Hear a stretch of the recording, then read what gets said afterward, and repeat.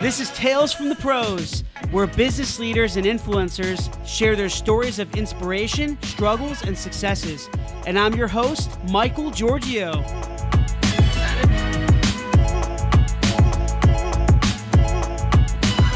Hey everyone, this is Michael Georgiou, co-founder of Imagine Ovation, based in Raleigh, North Carolina. It's Friday, exciting Friday, thank God. Actually, no, I love Fridays and Mondays all throughout the week, but I have a very special guest here today on Tales from the Pros. His name is Jim Tobin, CEO of Ignite Social Media, based in Cary, North Carolina, and also president of Carousel. Jim, thank you so much for being with us. Pleasure. Glad to be here, Michael. Yeah. Awesome. So I know that you've worked with, some top brands. Ignite's worked with Jeep and Dodge and Procter and Gamble, Lowe's, ConAgra, Nike, Samsung, Microsoft. Yeah. Awesome. So tell me a little bit about Ignite. What motivated you to start Ignite? How did you always see yourself as an entrepreneur being in social media, or did you just kind of see an opportunity? How did it happen? Well, so for about 15 years, I wanted to start my own thing. I just never knew what that thing was. And then sort of separately from that, I was working at a sort of mid-sized regional ad agency. They're fairly common. There's 10,000 of them or so. And I had a really good 2005. Everything we pitched, it seemed like we won. And then I had a really bad 2006. Everything we pitched, it seems like I lost. And so with the frustration from that, I'm the same guy selling the same product, but all of a sudden not doing well. I got frustrated and I started looking around and playing with stuff just to sort of distract me and have a new thing. And, at the time, 40-year-old guys were not on Facebook, right? And so I was discovering this social media world out there. And I realized that it was a thing and that people at the time, 2-3 million people were gravitating toward it, and that brands would eventually need help. So then I started searching to say, well, who's helping brands do this? And there was one social media agency up in Canada. There was none really I could find in the United States. And I thought, well, here's an opportunity and to help brands do social media marketing. And so hung on a shingle, figured out how to do social media marketing, and that's one of the reasons we were able to work with top brands. We were one of the very first we were the first agency in the country created out of whole cloth to do nothing but social media marketing. So you got in early. Got in early. That's awesome. Well, for the first 6 months, I would vacillate between we're way too late. There's all these people who know social media better than I do. They've been blogging for 6 years or something. Yeah. And then we're way too early. I mentioned blog to a client, and they looked at me like I had two heads. So, it turns out 6 months later, we realized, okay, we were about the right time. But day to day, it didn't feel like perfect timing a lot those first couple months. So was it easy to engage, to get these larger brands' attention doing social media? I guess it was in trend. There was a huge need for it. It was booming at that time, right? So did they see, I would say my question is, was it easy to get their attention, or was it still, did you have to do a lot of unique different sales approaches, lead generation approaches, tactics? No, we didn't. In fact, we've never had a salesperson at Ignite, and we didn't have any lead generation tactics. All we did was create a blog and start writing about social media marketing. Man, that's awesome. And, we only had 3 people. There was myself, Lisa Brazil, Gene Smith, all of whom were still on the same team together. 2007 or 2006? 2007. Okay. And we just started blogging about different things about social media. Gene, the tech side, Lisa, community. I don't remember what I wrote about, but and when you only have 2 or 3 people, you don't have to make that much money to survive. And so when we won, we got a real opportunity with Nature Made, the vitamin company, in about October 2007, and we went out to pitch that, and we beat Ogilvy, the big ad agency. Yeah, I've heard of them. We beat their incumbent PR firm. We beat other people, and we were shocked. And that was a $500,000 budget in 2007, which is really progressive for a vitamin company to be kind of leading the way that way. And we shocked ourselves by actually winning that when we had 3 people. And so we grew to 8 people pretty quickly. And then I got an email from somebody at Microsoft who said, I've been reading your blog for 6 months and now I need some help. And for the next 2 or 3 years, we ran social media for Microsoft Windows. So it just kind of rolled like that. That's pretty amazing. Well, we had a couple things. 1, the timing was good. 2, we worked hard to optimize our site for the phrase social media agency before anyone else cared about that phrase.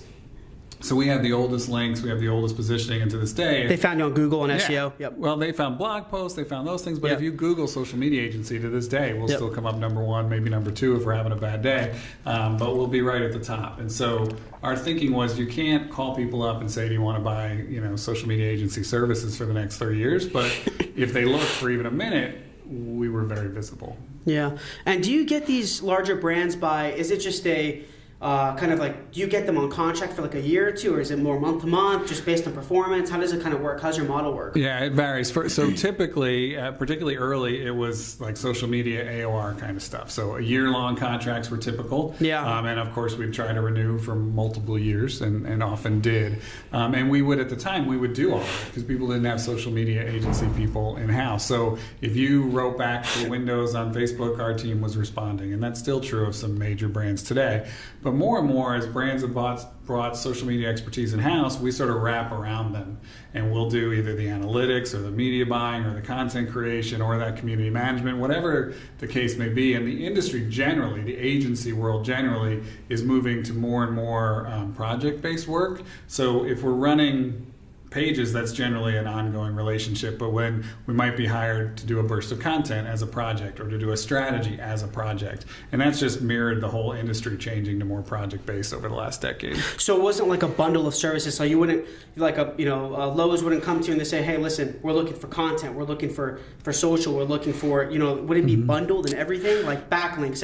It would be. So they would come and typically say, here's what we're looking for, and here's what our budget is, and we would give them a package back where we'd say, okay, we can do this much content, or we can check your page every hour or every 4 hours, or whatever sort of the service levels are. But then we'd package it up and divide it usually into a monthly fee based on the total scope of work that they came back and requested. And part of it is figuring out what's the best use of their money. Because nobody has enough. I mean, we work with large brands and they don't have enough. Nobody has enough to do everything. They never have enough. No. And so it's easy to say, here's 20 things you can do is easy. Yeah. Saying these are the 3 you need to do first, that's a little bit harder. Yeah, no, I can imagine. Yeah, I mean, it's pretty crazy. I mean, social media is evolving. I mean, it's like we have to keep up with it. I mean, this is the reason we're doing this podcast, or another kind of strategy that's in trend. Yep. Video, another strategy as well. Do you guys incorporate any? Do you think social media is moving towards a lot of more? Do you think content, like written content, still in trend, or do you think it's moving towards video? Obviously, podcast work. Yep.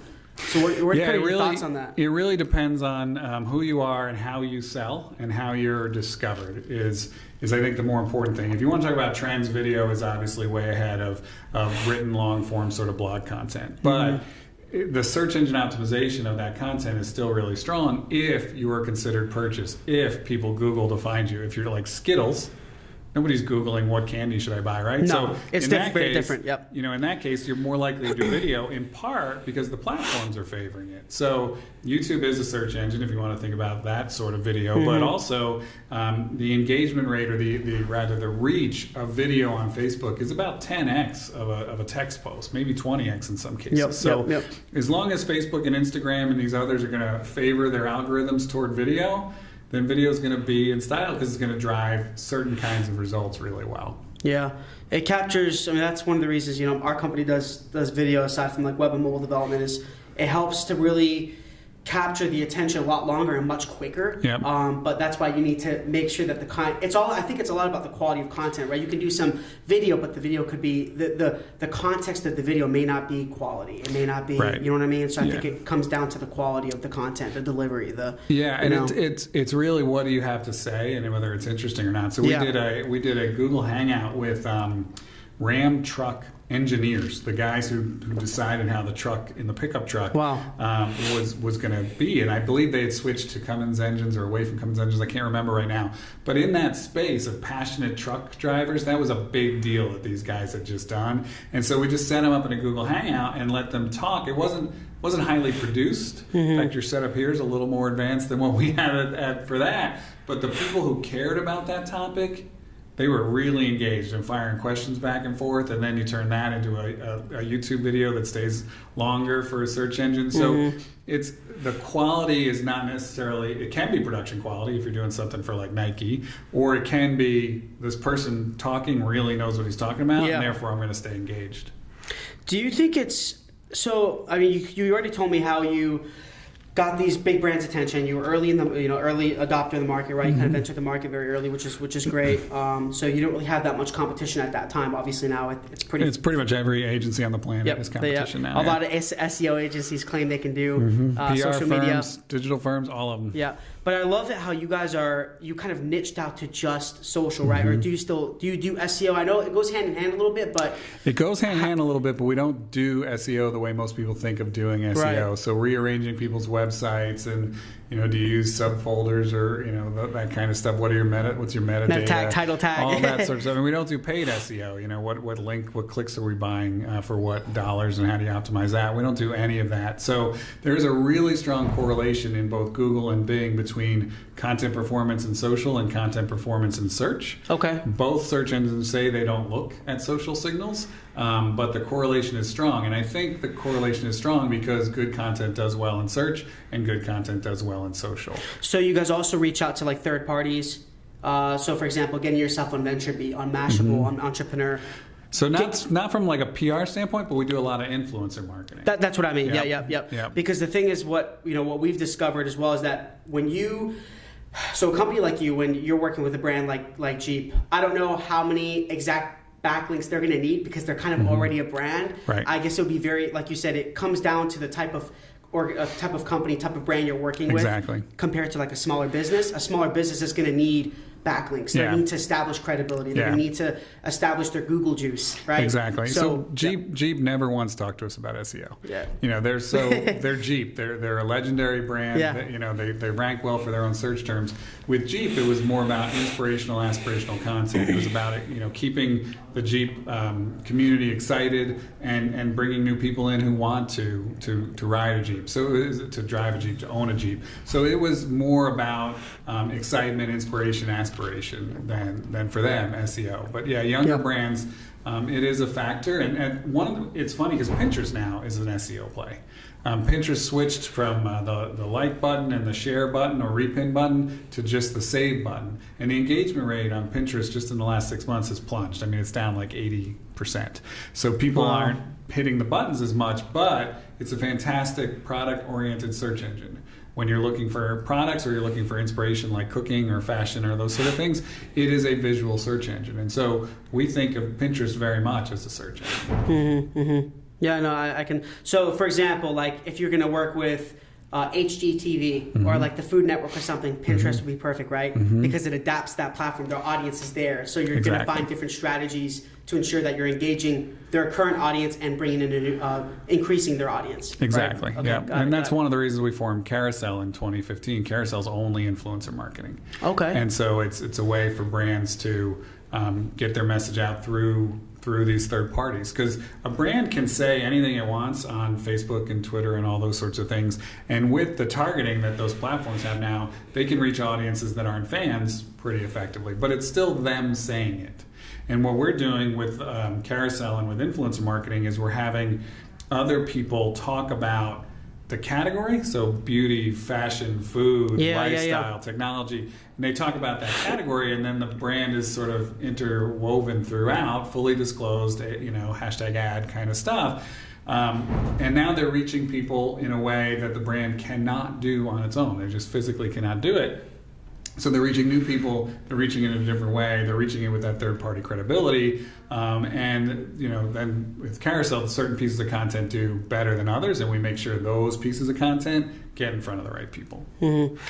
This might be kind of a tough question, but what do you really consider, what social media strategy do you think is the most effective? So such as, do you think like posting on Facebook or Twitter or writing content, or like what element do you think holds a more of a weight? Like what do you think, what's been working, what's in trend, what's kind of heading, what's the future? Well, right now trend is clearly video. I mean, it's clearly video. It's working really well for people, but what we always tell our clients is take a step back and figure out who's your audience and how deeply can you understand your audience. Why do they buy this computer versus that computer? Or why do they choose a Jeep over a Dodge? Whatever the case may be. How much can you know about them? How much can you understand them on a three-dimensional level? Consumer behavior, buyer analytics. Exactly. And then how do they use social? Are they older? Are they younger? Are they Facebook? Are they Snapchat? All those things. And then you got to factor in, what are you capable of saying? You know, if video's on trend, but you're not capable of producing video content, it doesn't really matter that it's on trend. Yeah. You know, Completely counterproductive. The investment can be so high, particularly if you're a Dodge. The videos you produce are really highly produced, which because they create an impression, right? But those are really expensive. So you're not going to do a daily YouTube show, even if it's Dodge on trend or live Instagrams all the time. So you have to factor in all those things. What are the platforms doing? What's the social sort of norms on various platforms? And then what's the brand have to contribute to the conversation, whether that's adrenaline stuff like a Red Bull, information maybe on a tech, for a computer site or something. So really, what can you contribute, and then put those two things together.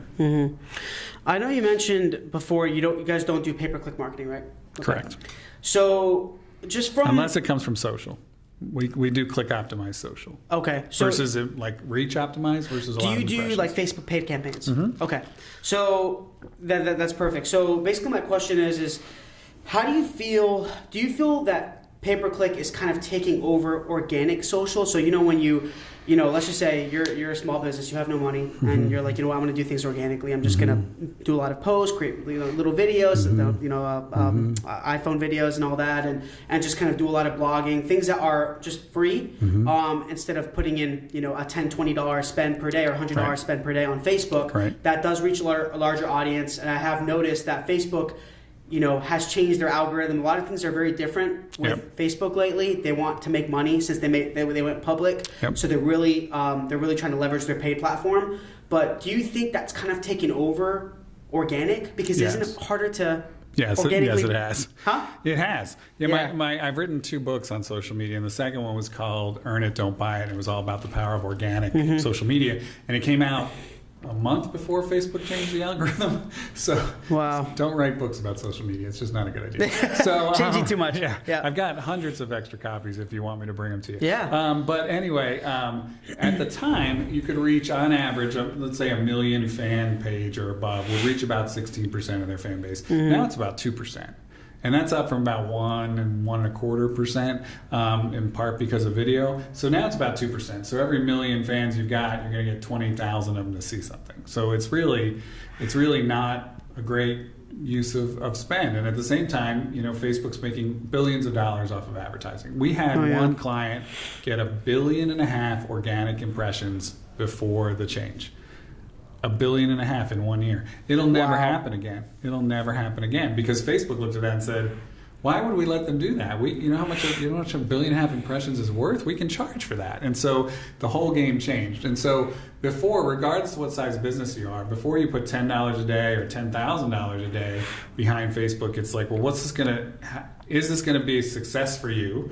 And how will you know if it's a success for you? So if I'm the local dry cleaner and I make most of my money because I happen to pick the place right next to Starbucks, you don't need Facebook ads, right? And if you're selling those little fidget spinners that are going to be popular for 2 months, you better run some Facebook ads. Because you got to make money right now. You got to drive to e-commerce. You got to close the deal. You got to ship that fidget spinner off from China. You got to get in. You got to get out. So depending on what you're doing, yes, you need to very much consider paid. But what we do is a little bit different than most people. Most people have said organic is dead. Forget. That's not right. Organic, I don't know if you're a Princess Bride fan, but organic is only mostly dead. And so the difference is that it's somewhat alive, which means what we do is we look at a piece of content, how it's performing organically. Sure, it's only reaching 2%, but they're a focus group. And if a piece of content A does way better than the normal content we're sharing, we put money behind that. Because if you run a magazine ad or a banner campaign, you pay the same amount whether your ad's good or not. On Facebook, you pay less if you have a good piece of content because it just goes on its own, right? People sharing it and commenting and engaging on it gets you additional spread. And so we call it organish because we're I like looking, that. Is that your book? No, it is. We did trademark it though. Organish, I like it. Organish. It's organic ish. So if it does well organically, then putting money behind it is much more efficient than just blasting money around every single post. Yeah, I mean, you can really exceed your spend. Yeah, you in really a minute. can. Yeah. Very, very quickly. I mean, they'll take advantage of it for sure. Because especially some people, they'll forget on the paid platform on Facebook, they'll forget to put like an end date when to finish the campaign, and it just continues to do 20 a day. You're like, $5,000. Yep. My reach is like 100,000. I got no conversions. Right. And that's crazy. Right. So what tactics help to actually get a return on investment for that brand? Obviously user engagement, interaction, but how do they get a return if they're not selling a physical product like e-commerce? Well, Facebook's done some good things. So when Facebook started to push advertising, I and many others were really against what they were doing. But they've done some really good things with both targeting and increasingly attribution. And so we have a retailer that's a client. They have, I don't know, maybe 50 stores or so, and they're in various locations. And so we can do a couple things. Of course, we can measure from Facebook to e-commerce, but we can also now measure Facebook people who came into their store. Okay. And that's through a Facebook integration with their point of sale systems. And so with the POS, we can tell they saw this post and then within X number of days they were in the store buying something. That's pretty valuable. Yeah. And so increasingly attribution is going offline. We can track mobile devices and see who saw a piece of content on a mobile device and then did that mobile device enter a store. That's not what Facebook's doing, but that's another way to do things. Mm-hmm. And so it's getting more and more interesting being able to attribute offline and online. But in certain cases, what we've done when you just can't measure that is we say, okay, how are you measuring your SEO spend, your PR spend, your TV spend, your whatever you're spending your marketing dollars on? How do you know if that's successful? And they probably can't measure it all the way through to the sale either. And so then we say, okay, well then what's success for all these other things? And one client said, well, if they get to this page, or this page on our website, that's a success for us because then they have some interest in buying and they may be going into the store and buying it. Got it? Okay, great.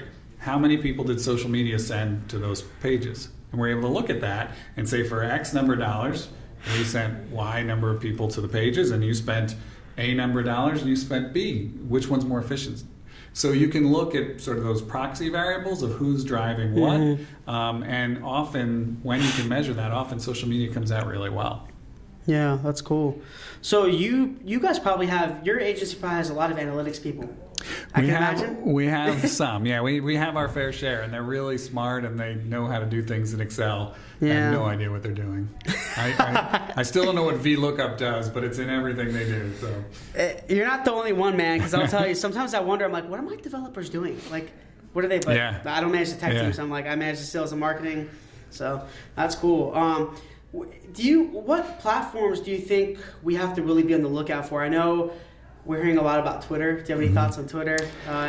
Twitter's in trouble for a lot of reasons. One of which is, so they have about 300 million monthly active users. They've been stuck at basically that level for a year or so now. Wow. But 1 billion people have tried Twitter.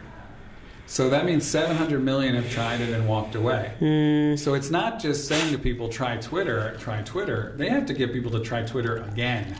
And they think of Twitter however they think of Twitter from the experience they already had. Getting 700 million people to come back, or even a quarter of them, that's a big challenge. That's a really big challenge. So the other data I saw recently is that Twitter used to be, I think, the second most popular platform among teens, and it's down to about fourth. And Snapchat, I was going to say, Instagram taking over. Yeah, and Insta's done really well too. So that's a problem too. The cool kids aren't on Twitter. It's hard to get people to come back. They've got the bullying problem. They keep trying to deal with the bullying problem, but it's really easy to bully on Twitter, and it's a challenge. It's very, very saturated, right? It's just a lot of content everywhere, different topics, different. It is. It can be really good. Like, I follow mostly people who talk about social media marketing. I've been on Twitter since 2007, I think, maybe 8, and I built my list on people who talked about what I did for a living. And so it can be a fairly handy source of information that way. But if you're a new person and you sign into Twitter and you don't have anyone you're following, and to figure out who talks about what I care about, that's a big commitment. Yeah. What are there any platforms that we really, other than, I mean, I think LinkedIn's booming, very, very good. LinkedIn's B2B, done very well. YouTube, obviously, Yep. Facebook as well. What other ones do you think, kind of other than the current ones? We know Snapchat's really good. That's for a younger audience, right? Instagram, I guess, kind of a little bit of a mix, young and I mean, I know people over in their 20s and 30s, 40s that are. It's moving older, yeah. Yep. Yeah. But any other platforms? Like I know there's Medium, but that's a little more content side. Yeah. There's the biggest trend that I think affects Reddit. marketers now is private social. So Messenger, Snapchat, all of these apps that you communicate with very discrete friend groups. And so that's not the public social media that we grew up with 10 years ago. Yeah. And if you think about it, in 2007, when I could do a post on Twitter or blogger.com or WordPress, whatever, and I could publish to the world, me, little old me, that was revolutionary. Now I have 3 daughters, 18, 17. Can you edit this part out? They're about 18, 17, I'm bad at math, and so 15. I won't be able to figure it out. Give or take those ages. And when they were coming on to be old enough to go onto social media, they pretty quickly realized that being able to publish to the world was not an advantage. That when they published to the world, mom or dad saw it and said, we'll take that down. That publishing, it wasn't magical to them like it was magical when we first got to do it. And so to them, Snapchat and picking, this message goes to this 6 friends, this message goes to all my friends, but my friends are carefully curated. That was a real advantage to them to be able to communicate with just those people. And so as marketers, we were able to, on Facebook and on Twitter and on Instagram and all these things, sort of inject ourselves organically originally and now organically and through paid. And now these conversations are private. And so chatbots are one of the answers to that. How do you integrate with chatbots? Yep. But it's a very different game than the one we started playing a decade ago. Yeah. And I think there's even some social platforms for podcasts now. It's really evolving, isn't it? It's pretty crazy. And we did our first podcast for a client in maybe 2008.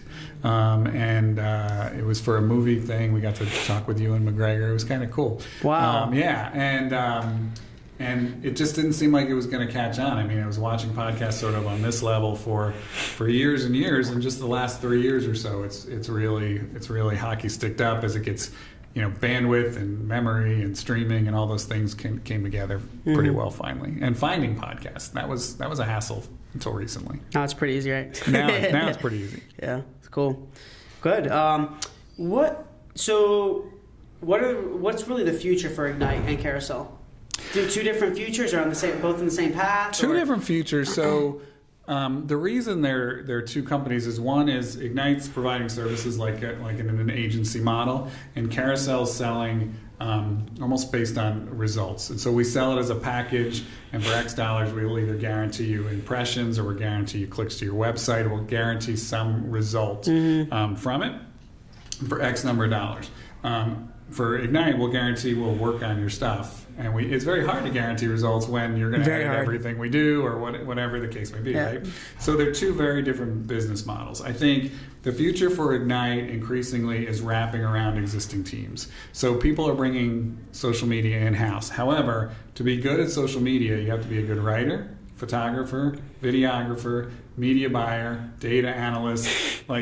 Social media is not just one thing. No. And so, you may have a great person or 2 in-house that can do 2 of those things really well, but how do you do these other things? And so increasingly we're wrapping around, we're consulting, we're teaching how to do and moving on to the next person who needs to be taught. Those sorts of things, I think, is the future for Ignite. I think for Carousel, the future is more and more of these sort of performance-driven models. So if I can tell you, and we're doing this with some large brands right now, if I can tell you for X number of dollars, I will send 12,000 people to your website, and you'll know who they are because we've tagged them on the way in, and you can tell if they perform at the same rate as your others, or better, or worse, you can really calculate how many times you should buy that again.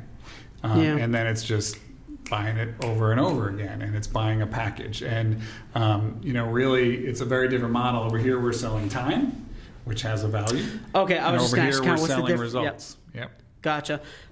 But don't you find it very challenging to sell results? Is it a little bit, it's kind of scary? Because they'll hold you accountable, right? Sure. I can imagine we're the challenge. guaranteeing it. Yeah. Yeah. So if we run into a problem, all of our profit goes out the window because we promise we have to keep going until we hit it, and so all of our profit goes out the window. Yeah. So wow. There's a little bit of risk, but what most influencer marketing does right now is we hired some influencers. They posted, and look, we got all this content. And look at all these posts, and it reached X million people. This is not sophisticated enough in a digital marketing world where I can tell if a cell phone exposed on an ad walked into a store, but over here I just know an influencer posted. That's not good enough, and that's what almost everybody's doing in influencer marketing. We're saying we're going to get those. We're going to figure out which is the high-performing content, and then we're going to optimize it until we guarantee this result. I think that's a little bit more interesting, particularly if you're going to put $50,000, $100,000 toward this campaign. Yeah. Then over here, traditional influencer, we're saying, well, maybe something good will happen, and what we're saying is we will get you X number of thousands of people to your website, or we'll get you this many impressions, or we'll get you this many pieces of content, or we'll get you whatever you're driving for. We'll deliver a guaranteed result for that. This seems like you guys are targeting more, I know you work with some of the top brands in the world, but do you ever work with smaller companies or local? Or is it... Not so much local. There would be huge challenges with that, right? Because they're expecting something very quick. They don't have the budget to continue like Jeep or Lowe's. Right. Yeah, so it's partly budget, but it's also... the cost to do anything, the cost to write a blog post is the same whether your readership's global or in Raleigh, right? Yeah. But if I'm writing it for the world, I have a much better universe to amortize that cost across than if it's just in Raleigh. And so we're working with a small company right now called Mia Miley. They make baby carriers. You put the kid in front and you carry your kid around. Yep. But theirs is different. It's got a little seat, and so the kid's not like squashed up against you. The kid can sit on the hips are proper, and all that sort of stuff. And so they're a small company, but people are having babies all across the world, and we can drive traffic to a particular e-commerce site to buy these things, and we're seeing results very, very quickly on that. So it's a little bit about size of the customer because of some budget levels, but it's much more about can you amortize this across at least the entire United States or the southeastern United States, somewhere big enough to make the investment. So you're definitely analyzing the potential of that smaller business. Yes, for sure. You're not just being like, it's some pizza shop that just opened. Right, is running a social media campaign. Unless you see they're very different or they're people come in and say do a carousel program for us, and we've said no, like we don't think we can be successful. We can't find influencers to write about that, or we can't find we can't syndicate it in a way that's going to get you any sort of results. So sometimes you just have to walk away from it. That's good. Definitely, you guys know who you are.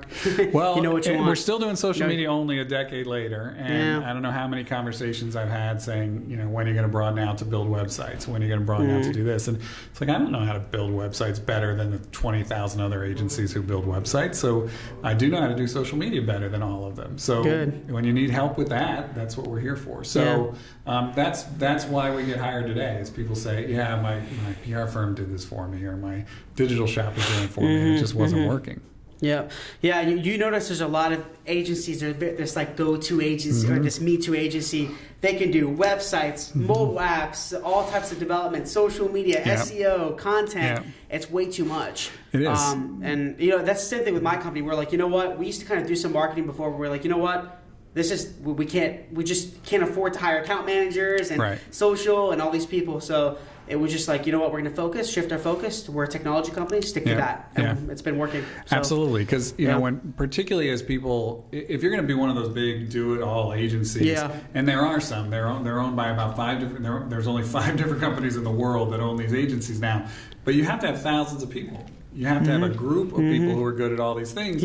And then if you have that, you have to have a way to get those people to actually work together on clients, which is often a problem for those big agencies. So it's not easy for anybody to do everything. Everything's getting harder. What you do is getting more complicated. What I do is getting more complicated. To assume we could all do what everybody else does and keep up with it. I think it's very important, especially if you're starting any type of business. I think talking to like Scott Wingo, he said the same thing. Have a focus, really focus on that, know what you want, have a passion for it, and just work it, grind it out, work hard. So I know you mentioned some challenges earlier. You know this. We talked when you first came in here. I was talking about how hard it is to just own a company, right? So, what were some of the biggest challenges, struggles that you had starting Ignite and Carousel? Probably more Ignite because you've been around for over 10 years now. What were some of the struggles that you feel that you overcame, but that can be kind of inspirational to others? Because it's tough, man. You know how hard it is for a lot of people, and what's some of the biggest struggles, and how did you really overcome them? Two come to mind. One is that social media has changed so much. We've had to reinvent ourselves as a company 3 or 4 times. When we started doing community management, Facebook didn't even have brand pages. So, there was no place for a brand to have their own real estate on Facebook. So we had a person, Nature Made Lisa, we called her, who went around and talked to people about vitamins and made friends with people on all these platforms, right? Very weird now, but it was the only way to do it at the time. So, and then organic was the thing, and now it's paid. And our community managers used to just have to be good writers because all the updates were text, and then suddenly photos, and then that moved into videos. And those are really different skill sets. Yeah. So having to reinvent yourself has been a challenge in social media, but I think it's a challenge for most companies, and one that maybe because they're not in something like social media that's changing so rapidly, they don't appreciate how much things are changing around them, and they don't work to actively reinvent themselves. So one of our core values is always learning. As soon as you think you're an expert in social media, you're wrong, because the next day something changes. Yep. And so we have to be I heard somebody say this the other day, and I really liked it, not know-it-alls, but learn-it-alls. And, just keep learning all the time. And I think that's a lesson for everybody. If you're in retail, you're competing with Amazon, even if you weren't 3 years ago. So how are you reinventing? Those sorts of things. So being willing to reinvent. And if somebody's going to take money from you, it might as well be you. In other words, if I invent this, it's going to take some money from this. Yeah. That's okay. I still get the money, right? And that was one of the reasons we created Carousel too. Was, well, there's a whole different thing we could be doing, but it doesn't quite fit this model, and it comes out of different budgets for brands, and it's bought in a different need. Well, we can do both of those things, and so we ended up creating a second company. So it's a little bit of, all right, how should I be doing it tomorrow? Sort of mindset. I think that's one. The other. We grew very quickly. I mentioned we won Windows when we had 8 people. We won Bing when we had 15 people. We won Chrysler Group. We only had 35 people. And then we grew to over 100 people. And then 3 years later, we lost Chrysler Group. And I had you lost what? Chrysler Group. Oh, so Chrysler, Jeep, Dodge, Ram, Fiat. All went away. And I had to tell 50 people one day that they didn't have jobs anymore. Yeah. And I learned a couple lessons about that. One, is there's nowhere to hide when something like that's happening, and to try to be as candid as possible. We told people the day after we got the news that our contract wasn't being renewed, we told them, we said, we don't know what's going to happen, but people will lose their jobs. We don't know who. We're going to figure it out as fast as we can. A few days later, we had conversations with everybody. And then we put out to all the other agencies in town, invited them in to interview our people. And we gave a $5,000 sort of warranty to each person to bring to interviews that said we guaranteed that if you hired them and you got rid of them in the first year for performance or character issues, we would pay your company $5,000. And that will let people say, no, my company believes in me, they just lost a big contract. Yeah. Here's a guarantee if you hire me. And we gave that to every single person, and it was never redeemed. But it gave them the ability to say, no, it's not me, they lost a contract. And so I think we ended up being on CNBC talking about that. And you don't want to be on CNBC talking about a contract you lost, but it worked out really well for a couple reasons. One, I've gotten business since then of people saying, I remember you did that, and can we talk? But potentially more importantly is we've hired 9 or 10 of those people back over the years. And the fact that they would come back was, to me, the biggest compliment they could give. You showed a lot of loyalty. They walked. They worked here. They left, and then they were willing to come back. That was really important to me. So you want to hide under a rug when a really bad thing happens to your business, and believe me, you really, really want to hide under a rug when you have to let go 50 people in one day. But sometimes you have to scale back. That's how it is. It's a service business. I completely understand. That's definitely a challenge. But it seems like you guys are better for it, right? I mean, transparency is it's a word people use a lot, and it's not. I didn't go into this saying, "Hey, we got fired. Let's go be transparent." Yeah. But it ended up that it was a pretty public thing, and we ended up being pretty transparent about it. And the news picked up this $5,000 guarantee thing, and we just went with it. And it was the more noise we made about us losing a contract, the better it was for our employees, and the better it was for us. Mm-hmm. How did you, when you did, I know after you lost Chrysler, you said you had to let go of some people, but then you kind of rebuilt a little bit. And we launched Carousel 5 months later as well. There you go, yeah. So how did you really manage your growth? How did you guys scale accordingly? What did you do? Because that's a big challenge. After you get past the startup phase, after the first 2-3 years, then you're kind of transitioning, you're growing, you're learning how to manage employees. It's not just you and your partners anymore. How do you really manage that growth? What did you guys do? It was tough. There's some good research out that says team communication changes above 40 people and changes again above 100 people. Mm-hmm. And in my experience, absolutely right at those numbers. And when we were stressful. 8 people, it is stressful. Yeah. We were 8 people. We'd sit around a table like this, and everybody knew everything, and we'd all grab something and we'd go. And we had this get it done mentality. It's a little more difficult when you break 100 people to do that, and you need to put processes in place. I was a guy who hated process. Just grab documentation, it. Right? Documentation, process. It sucks sometimes, but I had a consultant, a coach, and she was trying to teach me this way of leading. And she said, "Okay, give me an example of something that has to be done." And I said, "Well, we have to launch this by September 25th or something." Mm-hmm. And she said, "Okay, and what needs to be done?" By this day to make sure you're ready, and by this day to make sure you're ready, and by this day. And I was like, oh God, this is so exhausting to have to think this through. And she said, no, what's exhausting is waking up on September 25th and it's not done. That's exhausting. Yeah. And, and ultimately she was right. It was, if I think through what I need to do at each stage, then I'm going to know early if I need to adjust things. Yep. And I'm also going to know how to do it the next time. By this day you have to be here, by this day you have to be here. And that was really eye-opening. And now Carousel, Ignite started out, I actually said to the team, nobody ever say the word process or I'm going to smack you. And by Carousel, it's before we even open the doors to clients, we're like, what's the process? How's this work? How's this flow? Yeah. And it's been really helpful. Never wait to strategize payroll 3 or 4 days before.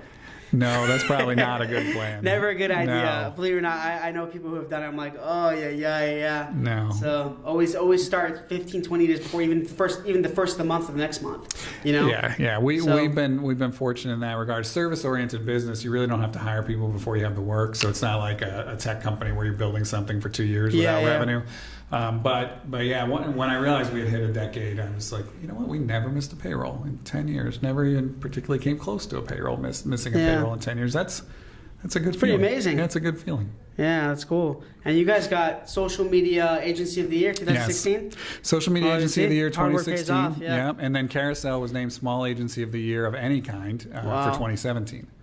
So that was kind of a good 2 years. Yeah, that's pretty great. So seems like you guys have all your ducks in a row. You have successful companies. Everything's I can certainly make it sound that way.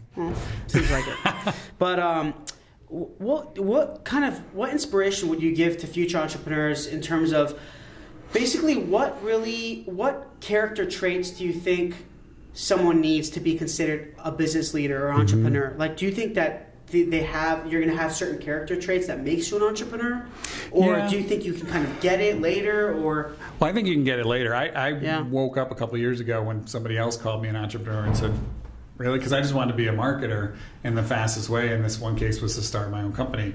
The other people come in at this That's way. Exactly what happened with me. Yeah, but other people say, I want to be an entrepreneur. What company should I make? That's not me. Right? I'm a marketer who had to have an agency so people could help me do what I wanted to do. And so when I realized I guess I am an entrepreneur, was that a couple things about entrepreneurs. People say that risk, the entrepreneurs are just somehow more comfortable with risk. I think that's completely wrong. Mm-hmm. I have 3 kids. I have a mortgage. I'm not comfortable with risk. I'm comfortable with uncertainty. Yeah. I don't know what's going to happen tomorrow. I don't know what change is coming in the platforms. I don't know what change is coming in the industry. And I'm okay with that. Yeah. I'll figure it out. And so I think being uncomfortable with uncertainty and with being able to see the future. Some people are not comfortable if they don't know what's going to happen for the next 2 years.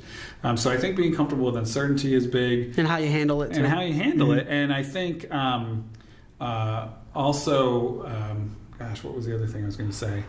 Being comfortable with uncertainty and always learning. I mean, whenever I go through cycles of reading a lot of business magazines and books and things like that, and then there's times when I feel like maybe I know it all and I slow down on that, and that's when I really stop moving the ball forward as quickly. And so I'm learning things from all sorts of business reading that has ostensibly nothing to do with what I do for a living. But all business is, can you get customers?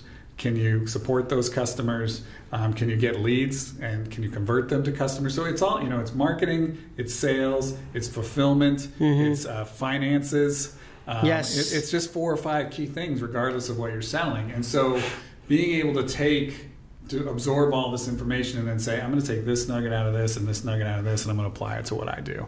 If you're not willing to always be learning, you could be successful for a year or two, but you're not going to be around a long time. Not when the world changes so much. Yeah.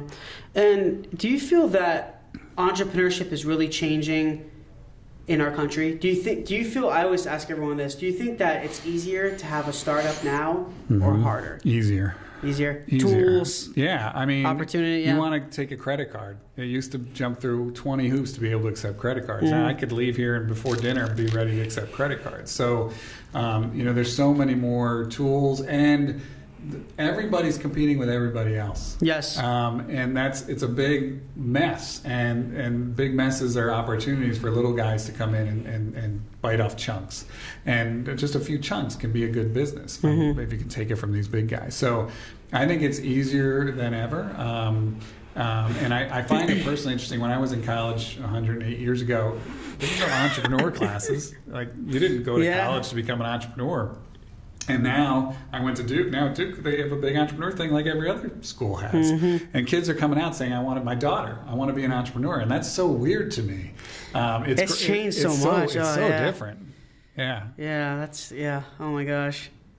It's so, but if you think about it, it's like, it's so saturated though, right? It's like everyone and their mother has a startup and has a business and has, but in a way, it's opportunity. It's it's a good thing. It's definitely a good thing. They're showing no one's afraid to be innovative or creative. And I think that's definitely what's going to make a positive impact in the world. It keeps them focused on themselves and providing value to their communities instead of all the craziness that's going on in the world right now. So I think that's definitely a good thing. I agree. The one thing that came to mind when you're saying that, the other piece of advice though, and I come from service businesses, so this isn't true if you want to build a technology, because you got to do it differently. But debt is not liberating. People say, I raised $1 million, I'm ready to go now.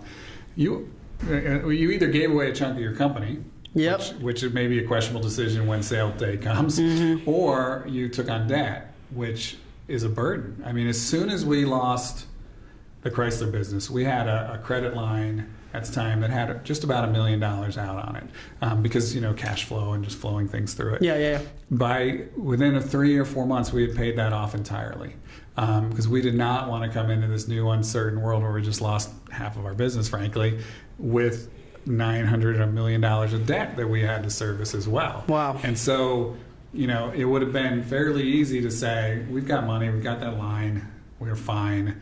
But we said, no, we're going to get to steady state. We were only using that money because of cash flow. So as soon as the Chrysler money flowed in, we used it all to pay off the line, and just moved on without that money. And we still have that line, and there hasn't been $1 off that line in the 3.5 years since we lost Chrysler. Good for you. That's great. And so you guys are 100% bootstrapped. 100% bootstrapped. Awesome.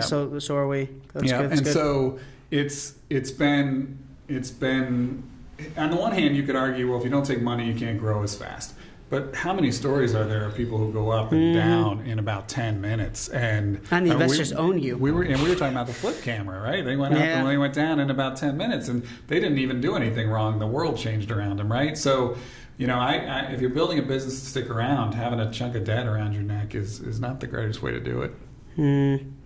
Yeah, and I've talked to a lot of companies that they'll have like $5 million or $10 million funding or whatever it may be, and that's great. You can grow quicker, but you can also fail quicker. Right. Right. And then you also got to think about that, I think, well, me and you are alike because, like I said, we're 100% bootstrapped. You can do anything yourself. You're responsible for your failures, or you're responsible for your successes. But if you have 10 million in funding, whatever it may be, these guys kind of own you in a way. They're going to tell you what to do. Oh, yeah. Because they've got 10 million reasons to tell you what to do, right? That's exactly right, yeah. But I mean, I don't have experience in that space, but my friends who have gone through it, it hasn't seemed like a great big positive for most of them. Yeah. So no regrets. Good. Happy. Yeah. Awesome. Yeah. Yeah. It's been a fun ride. So just a few closing questions here. I call them the three hows. Okay. How do you define failure? How do you define entrepreneurship? And how do you define success? How do you define failure? On the simplest level, it's not getting what you want, because, I mean, I don't like to lose, but we lose all the time, right? Everybody loses all the time where you're not trying very hard. So losing, to me, the definition is simple, but it's also a learning opportunity. I believe that people behave in a way they feel is rational, right? So if I lost, I need to not say they're stupid, they don't know what they're missing. I need to say, what made them think I wasn't the right answer? And so failure is a learning opportunity. And everybody hides their failure. I mean, I had 99% of my failure too, but I wouldn't have started Ignite if I hadn't spent a year failing at my last company. I mean, I stayed there. We kept going. We didn't close or anything, but I wasn't particularly doing well, and only because of that did I start another company. So failure can also lead you to a good place if you'll let it. Absolutely. There's a very big. I always say there's a very big difference between failure and giving up. Yes. Very, very big difference, and I think that's what I'm going to tweet that. Yeah, that's profound. And I think that's what really makes the difference between like a boy and a man. You know what I mean? Is really, we talked about grinding hard, working hard, taking risks, persevering, overcoming adversity. I think you can see failure as you might fail at this strategy in your company or whatever it may be, but you learn from it, and then you're going to be better for it. There's always ways to overcome barriers. Always, you're going to find a way. If you really love what you do and you feel like you're making a difference, and you show up and you work, and you show up and you work. Absolutely. Right? Yep. Cool. And how do you define entrepreneurship? I'll go back to the willingness to put your own chips on the table in an uncertain world. I think that's what all. That's a good quote. I'll tweet that too. Can you rewind that? I think that's what it's all about. I believe in myself enough that I can do this, and I don't really know how I'm going to do it, and I don't really know if it'll be successful. But I've mitigated the risk as much as I can in case I'm not successful, and I'm going to go try and figure this out. I think that's entrepreneurship. Nice. I like it. And how do you define success? I think there was a time when I would have looked at the number of employees I have, or the size of the profit sharing checks at the end of the year, or something like that. But if I think about the times that I'm been most proud of in the last decade, was when we do company mystery trips every year, where we take the whole company out of the country or out of the state on a trip. We went to Paris last year. We went to Jamaica, the Dominican Republic, Mexico, just all sorts of different places. And so we take everybody there. And I mean, one of the happiest sort of business moments of my life was seeing the whole company interacting and engaging and thinking, these people are friends because I was willing to start something. These people have careers. They're better off in their careers because we were willing to do this. That sort of thing. I didn't know when I opened the doors that that's what I would look back and go, man, that's cool that all those people have contributed to this and been better off because of this. That's I think what success is at the end of the day. Great. And where can people find you? So website, social media? You can probably find me on social media. I'm J Tobin on Twitter. Okay. I'm JR Tobin on Instagram. That was a poor choice. JR Tobin. Yep. But I'm at ignitesocialmedia.com, and I'm also at carousel.com. CARUSELE.com. Those are the two companies. Cool. Everyone, Jim Tobin again. Be sure to check him out. Michael Georgiou, co-founder of Imaginovation. And thanks for watching Tales from the Pros. Appreciate it. Jim, thank you so much. Pleasure. Hey guys, thanks a lot for watching Tales from the Pros. Please subscribe to our YouTube page and also follow our social media. There are links somewhere around here. But we really appreciate it, guys. Thanks for all the support. And I'm going to be giving you awesome content continuously. And we look forward to seeing you soon.